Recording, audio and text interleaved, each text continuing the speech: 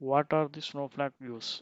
There are two types of Snowflake views, non-materialized view and materialized view. Coming to the view is useful for display certain row and columns in one or more tables. The view makes it possible to obtain the result of a query as if there was a table were in a table.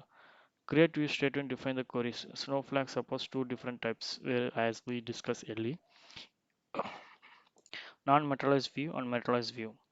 The result of non-materialized views are obtained by executing the query at the moment of the view referring the query. When the compared to the materialized view, performing as slower. Materialized view, although named as type of view, materialized view behaves more like a table in many aspects. The results of materialized view are saved in a similar way that in the of the table.